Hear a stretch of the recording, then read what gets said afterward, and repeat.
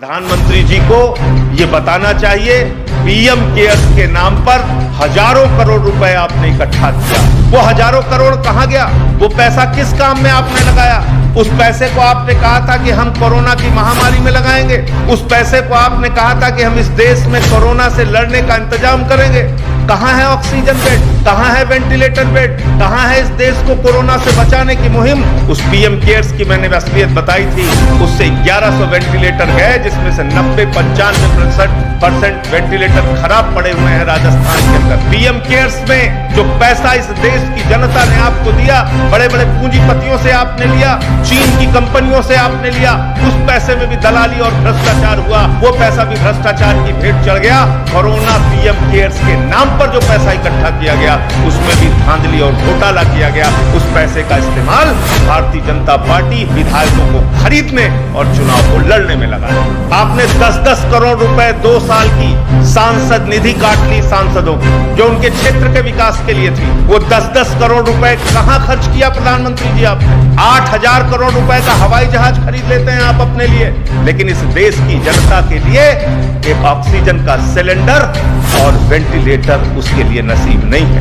उसके लिए कोरोना की एक छोटी सी गोली नसीब नहीं है। उसके लिए बेड का इंतजाम नहीं है। और देश का प्रधानमंत्री जो इतनी बड़ी बड़ी बातें करता, अपने आप को गंगा मैया का बेटा, अपने आप को गुजरात का बेटा, अपने आप को देश का बेटा, अपने आप को मां भारती का बेटा, वो मां भारती का बेटा कहां है? हजारों लोगों को मरता हुआ छोड़ के, देश को मरता हुआ छोड़ के बंगाल के चुनाव में व्यस्त है।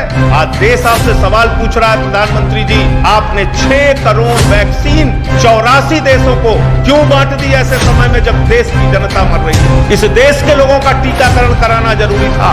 मजदूरों का, रिक्शे वालों का, किसान का, जो रोजमर्रा की जिंदगी में दिन भर मेहनत करते हैं, खून पसीना बहाते हैं, अपनी जिंदगी बड़ी मुश्किल से चलाते हैं, आपको उनका वैक्सीनेशन कराना था, उनका टीकाकरण कराना था।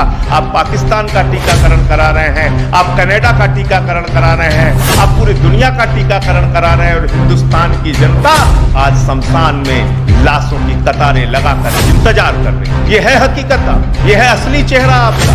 और अब तक हर बार इस देश की जनता ने आपको बेनिफिट पहुंचाया। आपने नोटबंदी कर दी, पूरे देश में त्राई हुई।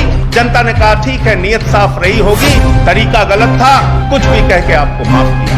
जीएसटी से आपने त्राई की, लोगों ने आपको माफ किया। देश के संस्थानों को आप बेच रहे हैं, लोगों ने आपको माफ किया।